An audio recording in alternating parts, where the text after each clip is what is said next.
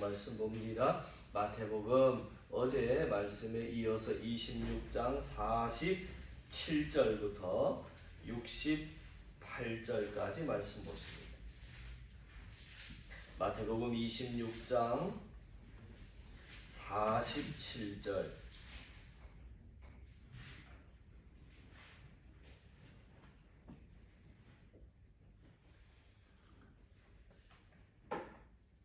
(47절부터) (68절까지) 오늘도 교독합니다. 47절 제가 읽습니다. 말씀하실 때에 12 중에 하나인 유다가 왔는데 대제사장들과 백성의 장로들에게서 파송된 큰 무리가 칼과 뭉치를 가지고 그와 함께 하였더라. 예수를 한 자가 그들에게 불러들자 이르되 내가 알림 맞추는 자가 이를 가라.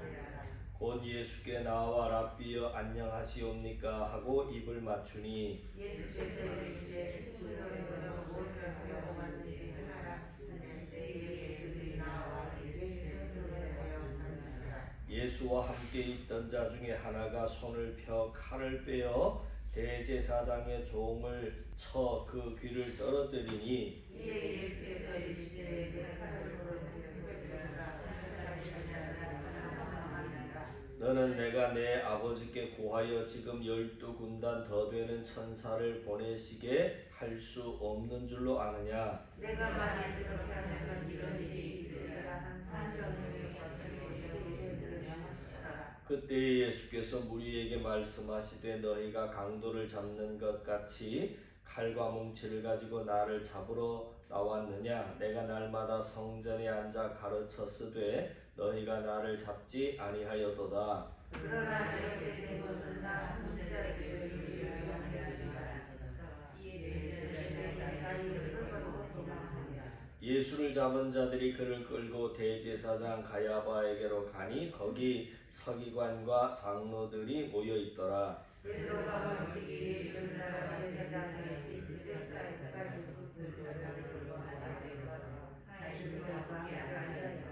대제사장들과 온 공회가 예수를 죽이려고 그를 칠 거짓 증거를 찾으매 거짓 증인이 많이 왔으나 오지 못하더니 그에게 두 사람이 와서 이르되 이 사람의 말이 내가 하나님의 성전을 헐고 나흘 동안에 지을 수 있다 하더라 하니 대제사장이 일어서서 예수에게 이르되 아무 대답도 없느냐. 이 사람들이 너를 진실로 어떠하냐. 예수께서 침묵하시거늘 대제사장이 이르되 내가 너로 살아계신 하나님께 맹세하여 하게 하노니 내가 하나님의 아들 그리스도인지 우리에게 말하라. 예수께서 이르시되 내가 말하는 이후에 자가 본능이 하나님의 것과 하나님을 부르는 모습을 알아보리라 하시니 이에 대제사장이 자기 옷을 찢으며 이르되 그가 신성 모독하는 말을 하였으니 어찌 더 증인을 요구하리요. 보라 너희가 지금 이 신성 모독하는 말을 들었도다. 너희 생각은 어떠하냐. 대답하여 이르되 그는 사형에 들어가느니라 하고 이에 예수의 얼굴에 침받으며 주먹으로 치고 어떤 사람은 손바닥으로 때리며 이르되 그리스도야 우리에게 선지한 것을 하라. 너는 진짜하구냐 하더라. 아멘. 자, 오늘은 마태복음 26장 47절부터 68절까지 우리가 말씀을 같이 읽었는데 어제 함께 나누었던 것처럼 예수님께서 겟세마네 동산에서 땀방울이 핏방울이 될 정도로 고통 가운데 깊이 기도하셨습니다.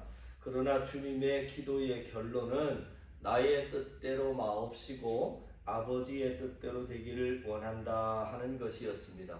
이것은 기도의 결론이었을 뿐만이 아니라 처음부터 끝까지의 주님의 마음이었고 의지였습니다. 그 마음, 그 의지가 다시 단단해진 것입니다. 이제 예수님의 마음에는 평안이 주어졌고 담대한 평안으로 그 길을 가시게 됩니다. 그리고 겟세마네의 기도가 끝나기가 무섭게 기다렸다는 듯이 가룟 유다가 왔습니다.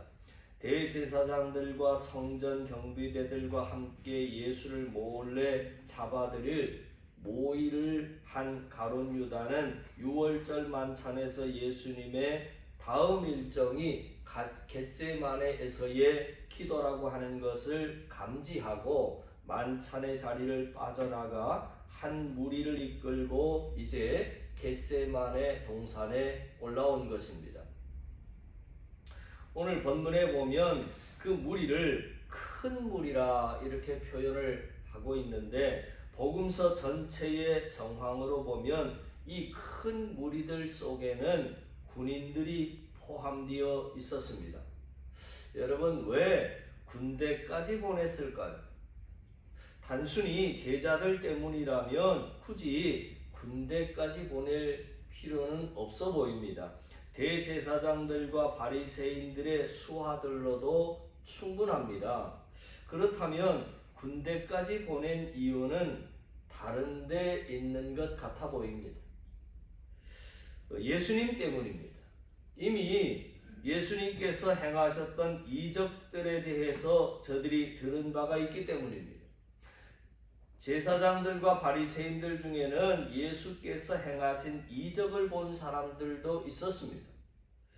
그러니 자신들의 수하들만 보내서는 안 되었던 것입니다.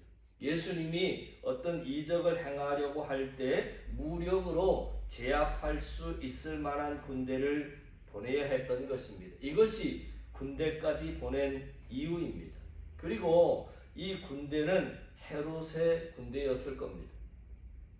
가룟 유다와 큰 무리들은 군호를 짰습니다. 여러분, 군호를 짰다라고 하는 말은 군대에서 쓰는 암호로 일종의 신호입니다. 어떤 신호를 보내면 미리 약속했던 작전을 이제 수행하라는 것입니다. 그 신호가 예수님께 입맞추는 것입니다. 입맞추는 그가 예수니 잡으라 하는 겁니다. 그렇게 미리 짜둔 대로 예수님께 입을 맞추는 가룟 유다에게 예수님께서 50절에 뭐라고 말씀하셨느냐면 이렇게 말씀하셨습니다. 친구여, 내가 무엇을 하려고 왔는지 행하라 하셨습니다.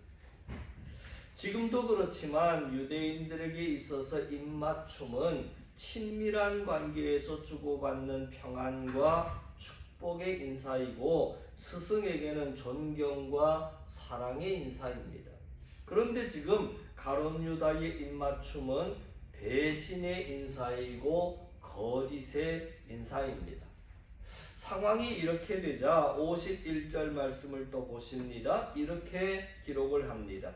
예수와 함께 있던 자 중에 하나가 손을 펴 칼을 빼어 대제사장의 종을 쳐 그 귀를 떨어뜨리니 그랬습니다. 오늘 본문에 병행 본문 구절인 요한복음 18장 10절에 보면 칼을 휘두른 사람이 누구인지 나왔는데 누구냐면 베드로였습니다.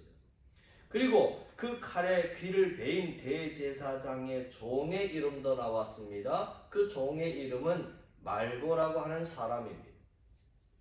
베드로가 휘두른 칼로 이 말고의 귀가 잘렸다라고 하는 것은 베드로의 다혈질적인 성격과 더불어서 그가 얼마나 칼을 다루는데 서툰 사람인지를 우리는 알게 되는 거지요. 이로 인해서 상황이 매우 위험하고 험악하고 긴박한 상황이 되어버렸습니다. 그런데 오늘 본문도 그렇고 복음서 전체를 들여다봐도 무리들이 제자들을 공격했다거나 제자들을 체포했다 하는 내용은 나오지 않습니다. 여러분, 어떻게 된 것입니까? 병행구절인 요한복음 말씀을 여러분 한번 같이 찾아 읽었으면 좋겠습니다. 요한복음 18장 말씀입니다. 요한복음 18장 4절부터 9절까지 내용을 보면 참 중요한 사건이 기록이 되어져 있습니다. 요한복음 18장 4절부터 9절까지입니다. 4절 제가 읽고 5절 여러분이 읽고 그렇게 또 교독하십시다. 예수께서 그 당한 일을 다 아시고 나아가 이르시되 너희가 누구를 찾느냐? 대답하되 나사렛 예수라고 너는 이르시되 내가 말했습니다. 하는 유다도 그들과 함께 있었더라. 예수께서 그들에게 내가 그니라 하실 때에 그들이 물러가서 땅에 엎드러지는지라. 이에 다시 누구를 찾느냐고 물으시되 그들이 말하되 나사렛 예수라고.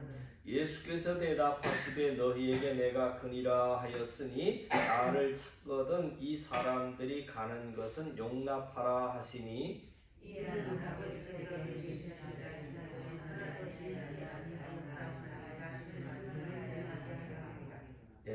만일 예수님께서 하나님으로서의 영광을 나타내지 않았다면 아마 베드로가 칼을 휘둘러 대제사장의 종의 귀를 쳤을 때 무리들이 그냥 있지 않았을 겁니다.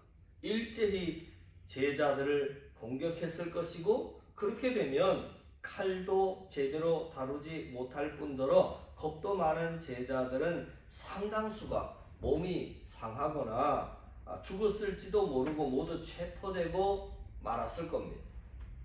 그러나 예수님께서 잠시이지만 하나님의 영광을 나타내심으로 인해서 무리들은 그리할 수 없었습니다. 그렇게 해서 제자들은 무사할 수 있었습니다. 더불어 예수님께서 체포되신 것은 힘이 없어서 된 것이 아님을 알 수 있습니다. 그분 자신이 하나님의 본체이시기에 능히 하나님으로서의 영광과 능력을 나타내셔서 이들을 굴복시키실 수 있으셨고, 그래서 53절에 말씀하신 것처럼 지금 당장 아버지께 구해서 12군단 더 되는 천사를 보내시게 할 수 없는 줄로 아느냐라고 주님이 말씀을 하셨습니다.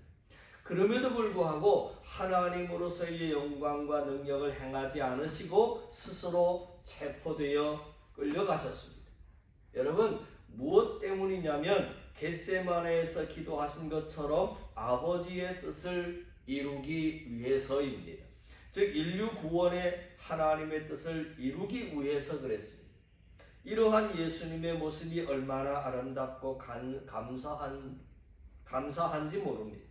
자기 사람들을 끝까지 사랑하시는 그 사랑이 너무나도 아름답고 또 하나님의 본체로서의 영광과 능력이 있으심에도 불구하고 죄인들을 구원하시고자 하시는 아버지의 뜻에 죽기까지 복종하신 주님의 모습이 너무나도 아름답고 감사할 따름입니다. 그 사랑으로 인해서 죄인된 우리가 죄사함을 받고 구원받아 하나님의 자녀가 되는 권세를 얻었습니다. 그리고 예수님께서는 지금도 자기 사람들을 사랑하시되 끝까지 사랑하시는 그 사랑으로 우리를 사랑하고 계십니다. 그러기에 우리가 있는 것이고 우리가 하나님의 은혜 가운데 오늘도 살아갈 수 있는 것입니다. 그 사랑을 기억하며 감사하고 그 사랑에 힘입어 살아가는 우리 모두가 될 수 있기를 간절히 바랍니다. 그렇게 예수님께서는 아버지의 뜻을 이루기 위해서 체포되시고 대제사장의 관저로 끌려가셨습니다. 그리고 그곳에서 심한 모독을 당하시고 관저 지하에 있는 감옥에 갇혔습니다. 또한 사내들인 공회로 끌려가서 거짓 증인들을 내세운 대제사장과 바리새인들에 의해서 신성모독이라고 하는 죄목을 달게 됩니다. 하나님의 본체이시며 하나님의 아들이신 분에게 신성모독이라고 하는 것이 참 말이 되지 않습니다. 너무나 어이없는 일이었지만 예수님께서는 조금도 이에 대해서 반발을 하거나 저항하지 않으셨습니다. 그들이 뒤집어 씌운 신성모독의 죄가 사형에 해당되는 죄라고 하는 것을 아심에도 조금도 두려워하거나 구차한 말로 살기를 구하지 않으셨습니다. 오히려 이렇게 자신을 밝히셨는데, 여러분 오늘 본문 말씀으로 다시 돌아왔습니다. 본문에 63절과 64절을 말씀을 보니까 이렇게 기록했습니다. 네가 하나님의 아들 그리스도인지 우리에게 말하라. 예수께서 이르시되 내가 말하였느니라 하시면서 당신께서 하나님의 아들 메시아이심을 당당히 밝히셨습니다.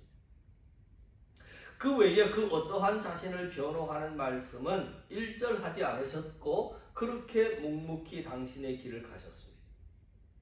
다음 시간에 보겠습니다만 빌라도의 법정에서는 그리하셨고 십자가의 그 모진 고통과 마지막 호흡이 다하는 그 순간까지 주님께서는 묵묵히 당신의 길을 가셨습니다. 그리하여 아버지의 뜻을 온전히 이루셨습니다. 예수님께서 겟세마네에서 보여주신 것은 하나님을 향한 마음이었습니다. 죄 없으신 하나님의 아들이 죄인이 받아야 할 하나님의 진노의 잔을 마셔야 하는 그 어처구니 없고 처절한 고통의 상황에서 예수님의 마음은 온전히 아버지를 향해 있었습니다. 그래서 오늘 본문의 39절에서도 내 아버지여 만일 할만하시거든 이 잔을 내게서 지나가게 하옵소서. 그러나 나의 원대로 마시옵고 아버지의 원대로 하옵소서 하는 어제 우리가 살펴봤던 그 진노의 잔, 죽음의 잔을 내게서 옮겨달라 하실 때에도 그 조건은 아버지의 뜻이었습니다. 이 잔을 내가 마시는 것이 아버지의 뜻이면 그 뜻대로 되기를 원한다 하신 것입니다. 이렇듯 주님의 마음은 온전히 성부 하나님을 향해 있었습니다. 겟세마네의 기도는 아버지를 향한 주님의 마음을 더욱 확고하게 하는 시간이었습니다. 그 기도에는 정직함이 있었습니다. 예수님 안에 있는 괴로움을 제자들에게 조금도 숨기지 아니하시고 다 토로하셨습니다.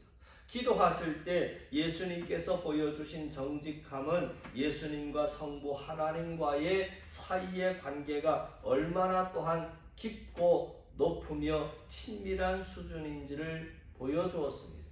바로 이것입니다. 우리의 마음이 온전하지는 못할지라도 그렇게 하나님을 향한 마음이 중요합니다. 그 마음이 커서 온전한 믿음이 되는 것이고 하나님께서 원하시는 길을 가게 되는 겁니다. 여러분, 세상에 빼앗겼던 마음, 나 자신을 향해 있었던 마음을 돌이켜야 할 것입니다. 세상살이에 지쳐 염려 걱정에 사로잡혔던 마음을 떨쳐내고 다시 하나님을 향해 우리의 마음을 돌이켜야 할 것입니다. 세상 유혹과 욕심으로 인해서 내 마음이 하나님으로부터 그동안 코로나로 핑계 삼아 멀어졌다면 회개하고 다시 하나님께 돌이켜야 할 것입니다. 영적인 시험과 무기력 가운데 있다면 하나님의 긍휼을 구하며 하나님께로 우리의 마음을 돌이켜야 할 것입니다.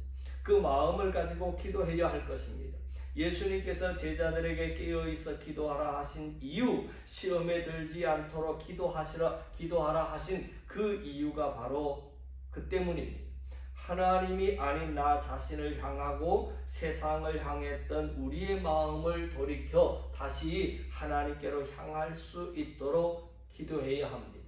지금 여러분이 어떤 영적인 상황이든 어떠한 삶의 상황이든 꼭 기억해야 할 것은 주님은 변함없이 우리를 사랑하신다 하는 것입니다. 여전히 믿어주고 계신다 하는 것입니다. 그 안에 길이 있는 것입니다. 그 사랑이 우리를 생명의 길로 인도하십니다. 주님의 그 사랑을 오늘 이 아침에도 붙잡고 그 사랑 안에서 주님과 함께 우리를 부르신 그 길을 걸어갈 수 있는 저와 여러분 우리 모두의 삶이 다 되실 수 있기를 주님의 이름으로 간절히 축원을 드립니다. 기도드리겠습니다. 하나님 아버지, 오늘도 내 원대로 되는 것이 아니라 아버지의 뜻대로 살아가기 원하는 한 사랑의 사람들이 모였습니다. 들려주신 말씀 따라 아버지의 뜻을 이루기 위하여 몸부림치는 오늘 하루가 되게 하옵소서. 오늘도 세상에 빼앗겼던 마음을 돌이켜 주님을 향하게 하시고 세상 욕심과 유혹에 사로잡혀 하나님으로부터 멀어진 마음도 회개하고 다시 돌이키는 그런 복된 날 되게 하옵소서. 특별히 코로나를 핑계하여 무기력한 신앙생활을 해왔다면, 기도를 멈추는 주의 백성들이었다면 다시 한번 깨어있게 하시고 계속 회개하며 계속 깨어있고 주님의 일에 게으르지 아니하도록 주님 돌보아 주옵소서. 믿고 감사드리며 예수님 이름으로 기도하옵나이다. 아멘. 주님